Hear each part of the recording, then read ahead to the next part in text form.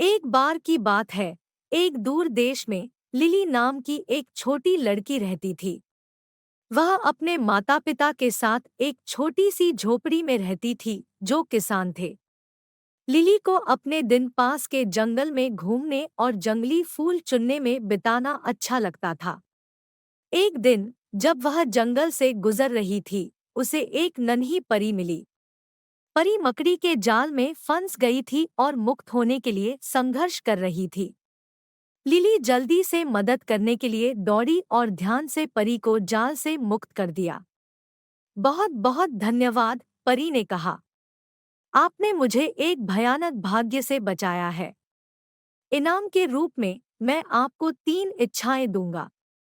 Lily को अपनी किस्मत पर विश्वास नहीं हो रहा था। उसने हमेशा एक जादुई साहसिक कार्य करने का सपना देखा था।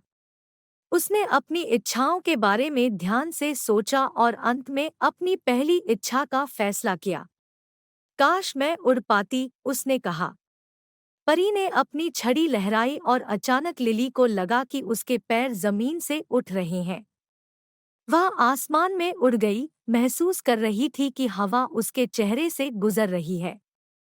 वह पेड़ों के ऊपर से ऊंची उड़ान भरती थी और घास के मैदान के ऊपर नीचे झपट्टा मारती थी। उसकी दूसरी इच्छा के लिए लिली अपने कारनामों पर सवारी करने के लिए एक जादुई घोड़े की कामना करती है। एक बार फिर परी ने अपनी छड़ी घुमाई और एक सुंदर सफेद घोड़ा उसके सामने प्रकट हुआ। उसकी आयाल और पूंछ धूप में झिलमिलाती थी और उसकी आंखें जादू से चमक उठती थी। लिली घोड़े की पीठ पर चढ़ गई और साथ में वे जंगल में सरपट दौड़ पड़े।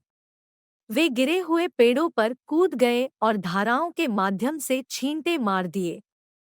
लिली हंसी और खुशी से चिल्लाई क्योंकि वे तेज दौड़ रहे थे। अपनी अंतिम इच्छा के लिए लिली एक वास्तविक जीवन के गेंडा से मिलना चाहती थी। परी मुस्कुराई और अपनी इच्छा मान ली। अचानक उसके सामने एक शानदार गेंडा दिखाई दिया। उसका कोट बर्फ की तरह सफेद था और उसका सींग धूप में चमक रहा था। यूनिकॉर्न के पास पहुंचते ही लिली विस्मय से हाँफने लगी। इसने उसके हाथ को अपनी नाक से दबा दिया और लिली उसके जादू को अपने शरीर में प्रवाहित होते हुए महसूस कर सकती थी। उस दिन से लिली और उसका जादुई घोड़ा और गेंडा एक साथ कई कारनामों पर चले गए।